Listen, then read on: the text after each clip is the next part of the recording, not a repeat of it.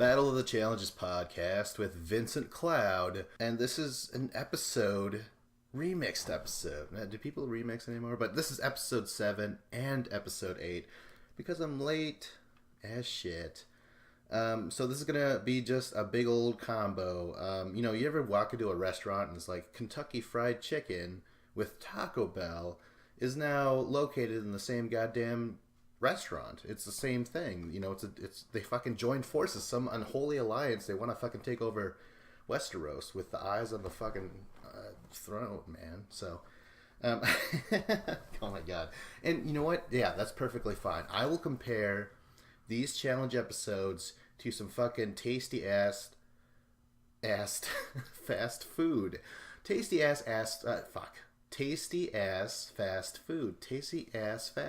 There you go. Because, really this is fucking trash. Let's fucking, break down the barriers. Let's fucking tell some truths now, man. Now that we're all just spewing out whatever we want, let's fucking hit them with some truth.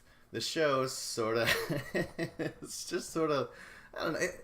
I don't want to say it's trashy, but the producers are putting an emphasis on, like, not only the worst people say you would know as a person, but also like the worst people competitively get to make these huge decisions that affect the show. It affects people's fucking plans. Alliances, cuts down alliances, puts people in against each other that you're just like, God damn it, like you're an asshole.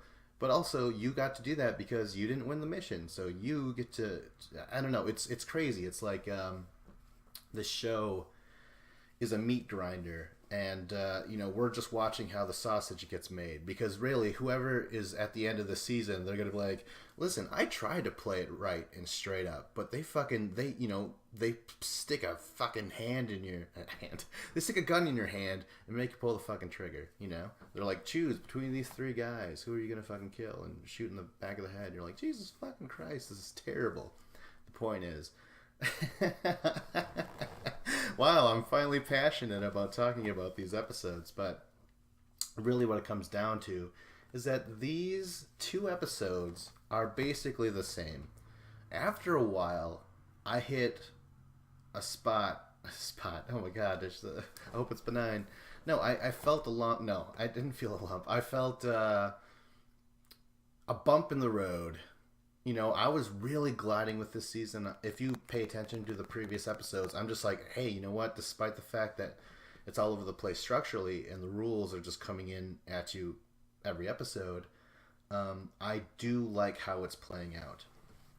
But now it's just kind of monotonous. I'm kind of over, like, oh my god, that caught me by surprise. I mean, you can only go through a haunted house so many fucking times, where eventually you're like, oh gee, I hope a vampire doesn't pop out of the coffin, and then something pops out and it's a skeleton, and you're like, I guess that's different. Thank you for that, I guess. Get a real job, motherfucker. What are you doing working at a haunted house? I hope you're fucking college age. You might not be in college either, but I just hope you're that age so you blend in with the rest of your fucking crew and actors there. What am I getting at? No, see, this is what I'm doing. I'm just riffing because, again, I don't. The passion. It's weird. The passion just sort of went away for the show. Plus, I'll be goddamn honest with you, like I am always. I do not like recording alone. I do not like doing it. So when I record alone, I just like, right now, the structure of the podcast is clearly not how it used to be. Usually I go through these things chronologically, and I watch the episode twice. The second time with a fine-tooth comb. Fine-tooth comb. Yeah, that's the term, right? And then I write down all the nuances and shit. And now I'm just like, you know what? I gotta record alone. I'm super late as it is. I'm just gonna fucking throw these into 3 basic blocks of conversation, 3 paragraphs. Well, it's more than paragraphs, but like, this is all I gotta say about it. You know what? Number 1, 2 openings featuring the conclusion of an elimination night. Right then and there, you start off with the elimination, but you're like, listen, out of context, you're just like, what is going on here? Just 2 people going against each other. All right, you need to have eliminations at the end of the episode, because then that's the end of the story. You know, say the first time viewer tunes in and they're just like, they see an episode how it's supposed to be done, and the elimination happens at the end, and you get the teary goodbye and whatever, and you're like, wow, okay. Even if they never tune back in, they will remember a story that was being told to them. This time, they're going to tune in, and people are going to fight, or in mid-fight, and then the guy passes out, and he's like, oh god, I gotta leave, and shit like that. And you're just like, well, okay. I'm clearly getting plunged into a story that I have no clue what's going on. And to end with another to be continued is just like, I don't think it would arouse my interest at all, is what I'm saying. You know, and maybe I'm not there with the ADD, ADHD, whatever you want to call it. And maybe that's, they're like, the new generation, we don't like things to be concluded. We want blue balls, you know what I'm saying? Like, we're like, what's going to happen next? Fucking, maybe you like dating fucking weird, quirky people, because you're just like, oh, you never know what they're going to do. They're fucking bizarre and they're wacky, but at least they're stimulating, you know what I'm saying? Dated those types, and really after a while it gets old. And I think that's what happened here with the show. It's like, we're different, we're not like the others, even though we basically do the same shit, just in different orders, and without really telegraphing it. We're just like, now we're this, now we're that. Again, that's a bipolar future schizophrenic ex-girlfriend that I had. And you know what? I'm no longer with her. And you know what? I felt like I could walk away from the show. It was a fucking weird, messed up moment. And it just kind of, I don't know, crept up on me. Plus there's to be real, I got a lot more shit going on. I don't have the time to just like record when I want to. So now I gotta pay for it by doing this alone and with 2 episodes back to fucking back. But you know what? I cut it open. I threw it together Frankenstein style. And, let's start off with the eliminations. Jordan beats Ammo in a huge comeback. And you're just like, holy shit. To say that, Ammo was cool. He somewhat lived up to that fucking nickname. You know? As soon as he came on screen and he's like, hello, I am a pansexual, whatever. That might not be what he said at all. I'm just going to lump him up there with everything. They're like, when you say, oh, what is he, Japanese? And he's like, fuck you, man, I'm Taiwanese, motherfucker. Like, oh, okay, you Asian? Well, all right, that's a little bit more accurate, but I am. Call me Taiwanese, piece of shit. I don't remember what Ammo was called. Again, I just threw these 2 episodes together like a big fucking peanut butter and jelly sandwich. Yeah, made out of goober grape, like that peanut butter and jelly shit in the jar. Comes like it in a supermarket. Oh wow, this is terrible. This is the other reason why I need someone by my side to just give me that look like, Vince, what the fuck are you talking about? And he kind of, he gives you a look and then gives you a, signals you to say, hey, look, what did you write on your notes, Vince? Do you remember? And I'm like, oh shit, oh sorry, That's why I need a fucking co-host, but I don't have it. Shit. But holy shit, Ammo, again, lives up to the name.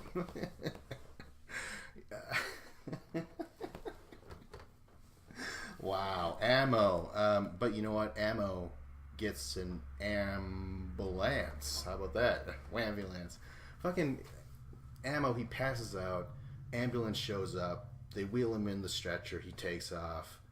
And you're like, wow, man, that's fucking crazy. I mean, but hey, I'm pretty sure he was taken to the limit with Jordan, Jordan is he's a fucking champ for a reason. And then the other opening elimination was Hunter beating Corey in a split-second finish. Holy shit, that was crazy. That was the ankle ladder thing.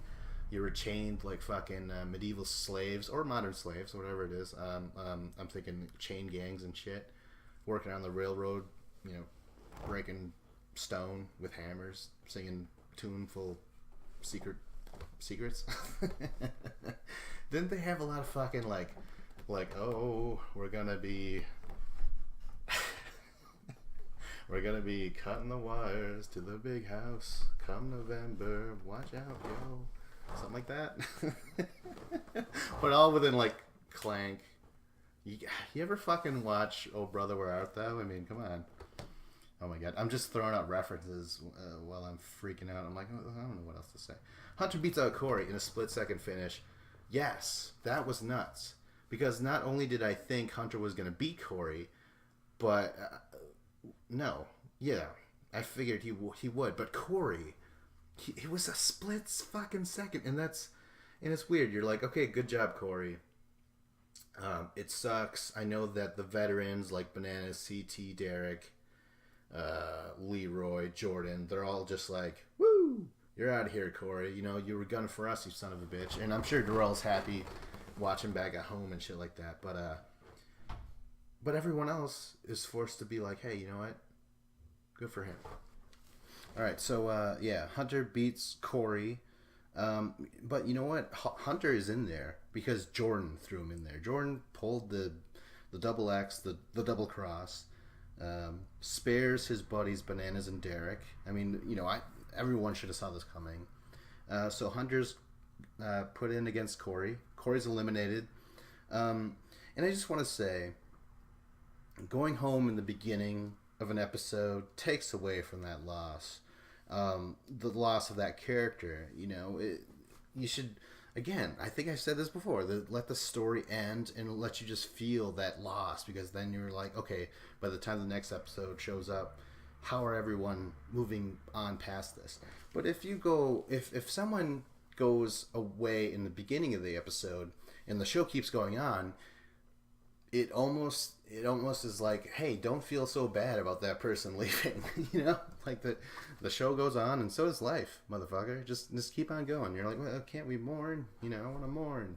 Like, no, man, don't you want to fucking see some people making out in buses and shit? I'm like, really? Is it hot? Is it like girl on girl and shit? And they're like, yeah, it's hot. All right, cool. So I shouldn't mourn, right? And they're like, yeah, don't mourn. It's girl on girl, right? They're like, it's hot. Yeah, you said it's hot, but you haven't said that it's... Oh my god, it's a guy and a girl, isn't it? Oh, and it's Tony and Camilla. Oh my god, I've seen this before. You know? I mean, spoilers. Again, this whole thing is a clusterfuck. And also mirroring each other, episode 7 and episode 8, and this is why, again, I throw it all together. But anyways, Corey gone, ammo gone. Doesn't matter, though. Because you soon realize there's a goddamn redemption house again. God damn it. Corey's going to be in there. But not ammo. No. In fact, he leaves a selfie. What do you call it when you record yourself? That should be called a selfie, right? Cinematic selfie? Something like that? I don't know. But he's just like, hey everybody. I am not mentally healthy enough to return or to even go into the redemption house, so peace out and shit. And yeah, he's just gone like that. Corey's in the redemption house, and you're just like, ugh, I guess. And you know who else is in there? Marie. You know why? Because Tori fucking beat the shit out of her in her elimination. Marie versus Tori. This is what I wanted to watch originally the last time we recorded. I was just like, I wanted to fucking watch that. Let me see it. And yeah, we get to see it, but it lasts like 10 seconds. Tori is just incredible, you know, and Marie is nothing. I didn't assume she would be either, you know. But the other thing is production. After seeing this amazing elimination between Jordan and Ammo, they're like, you know what? That's enough of that. Give these girls only 3 patches to work with. And I'm like, what the come on. Like, what's the matter with giving them 5? Or maybe they were just too worried. They're like, holy shit, clearly this wrestling blindfolded trying to wrestle each other for patches is emotionally and psychologically scarring, you know? Like, look what happened to Ammo. So, ladies, you only get to 3 patches, all right? Which, I don't know. I mean, Marie is eliminated. I wanted there to be more. Like I would have loved to see Tori beat her in this fashion at the end of an episode, and then just like fucking lie to us. Like then you show Ammo passing out, and we're like, oh my god, is he gonna die? We know he's not going to, but he passed out. Oh my god, that's so weird. There, just cut the episode up. Move it around a bit. Open up with Tori just giving the smackdown to Marie, and then you conclude the episode where Jordan is fucking having a huge fight against Ammo, and everyone's like, what the fuck? And then just have Jordan finally get that huge comeback and end with Ammo passing out in exhaustion. That is a powerful episode. Instead, you show it like this. You stupid producers. Oh, god damn it.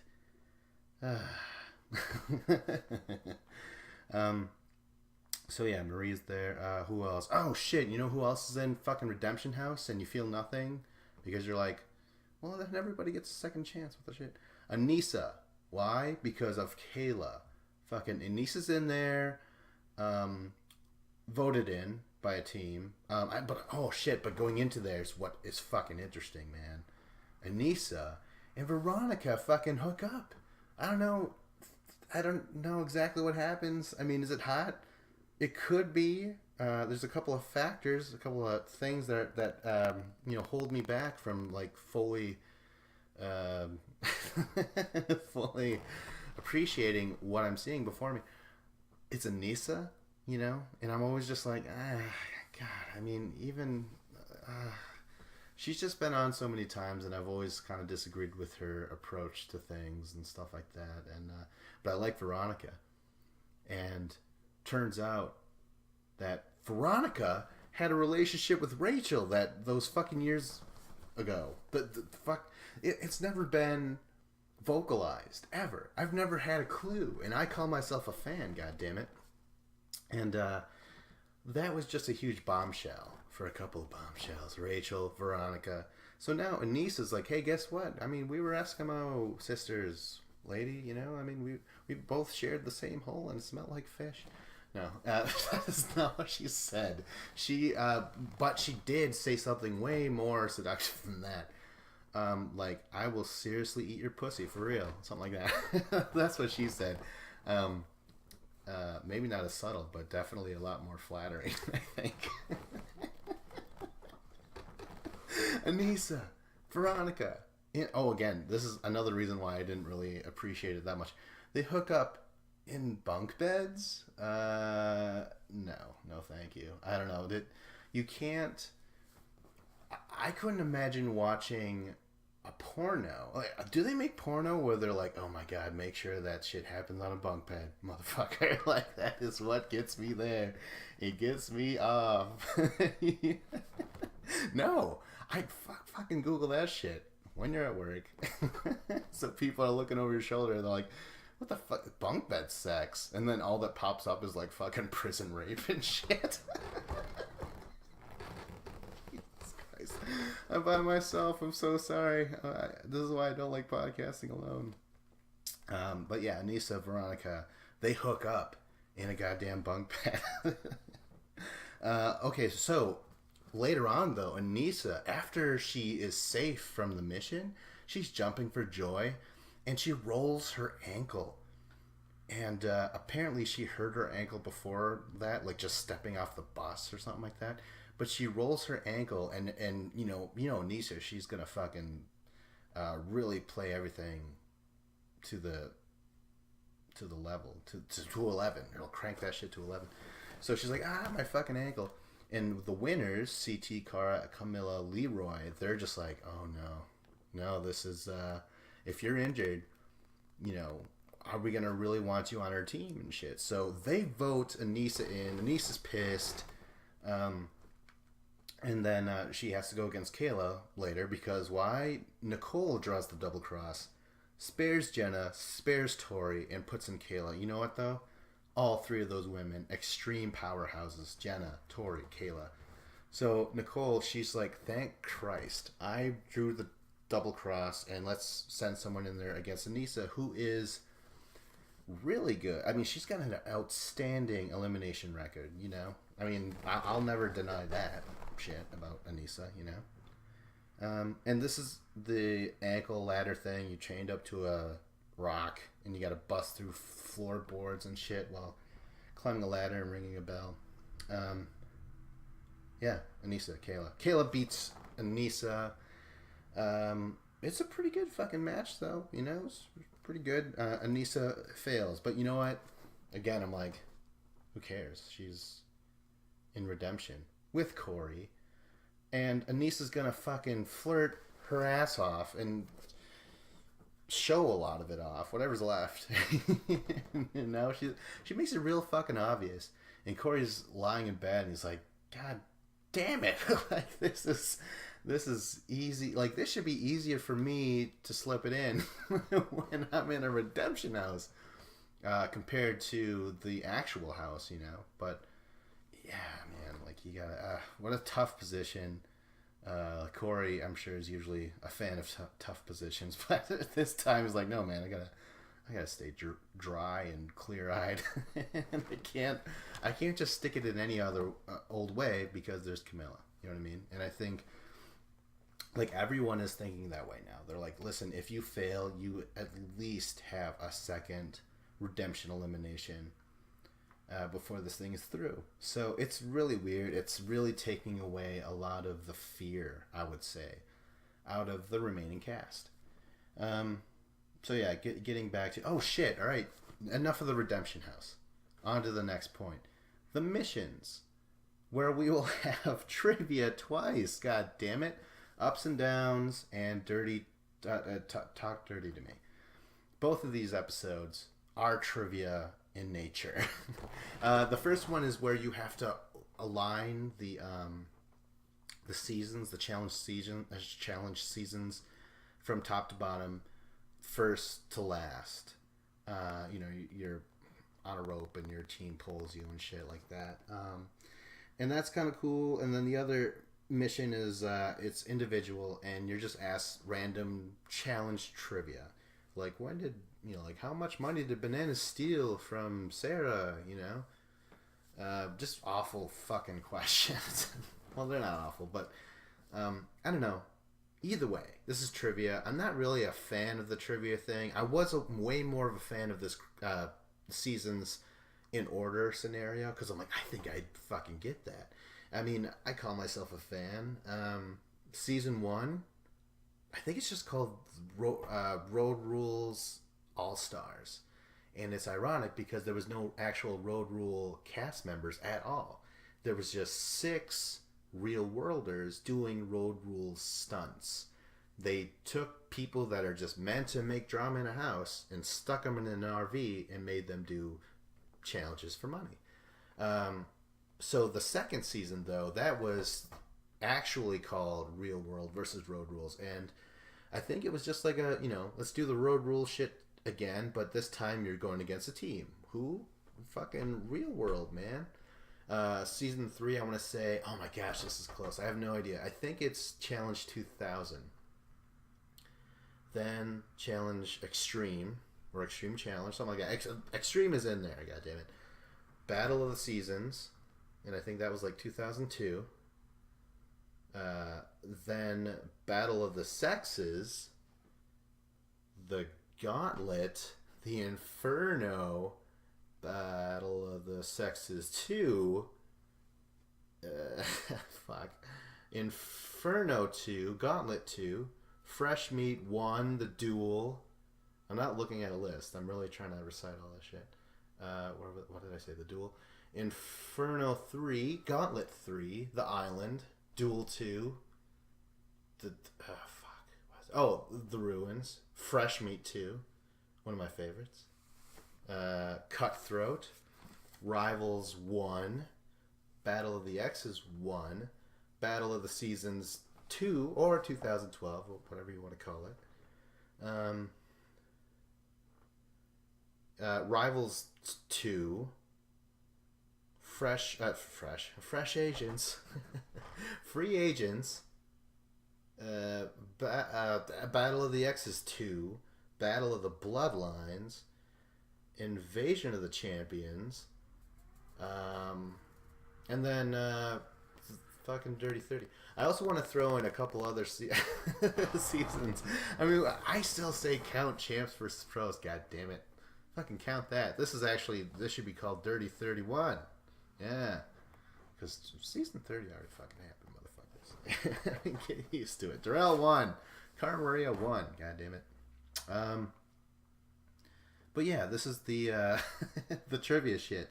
And all I have to say with this, especially the talk dirty thing to me, was because was like, you know, you ask or you get asked questions in an order, and if you get it right, you get to put an X on an opponent, and that's kind of cool.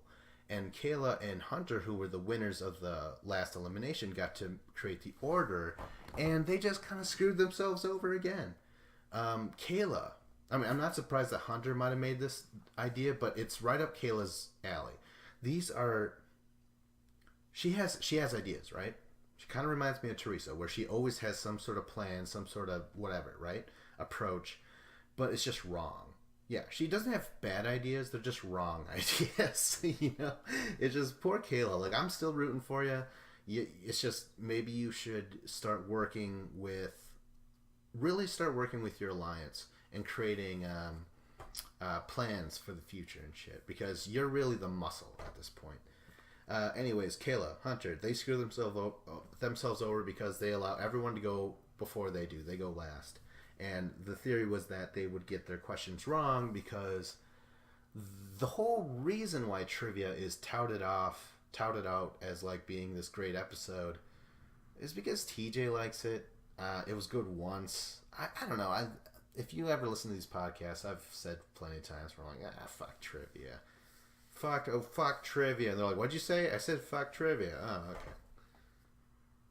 That was a question. It was a trivia. What do you mean? Like, oh, yeah, you played trivia. I said, what did you say? And you said fuck trivia. Okay, get out of here. Anyways, yeah, it's alright. But you know what? Kayla is she screwed herself. She's going to be in elimination. So will Hunter, or at least they're going to be in the draw and shit like that. But let's talk about the winners. Let's talk about the winners of both Episode 7 and Episode 8, because it's very fucking similar. The number one winner, Camilla. She has a 4-win streak. That is both Episode 7 and Episode 8. CT, he will also have a 4-win streak. Cara Maria, she has a 4-win streak with her 5th overall. And Leroy, this is his 2nd win. That's in Episode 7. And then Tony with his 1st win in Episode 8. Really interesting. Yeah, it's just really just the same old people, you know, with exchanging Leroy and Tony for a little bit. And speaking of the same old people, look at the bottom 4. Kayla, Jenna, Tori. Both episodes, they're in the bottom 4. I have so much faith and I have so much love and appreciation for those 3 women in particular, but they're in the bottom. Like, this is going to be a tough one, you know? Like, the odds are huge that they're going to have to go against each other again. And, you know, when Jenna and Kayla go against each other and say maybe Jenna wins this time and Kayla's out of it, well, Kayla could always come back again when she wins the redemption elimination. Yeah, see, it doesn't really matter. Like, what's the point anymore? Like, this, it's just ridiculous, man.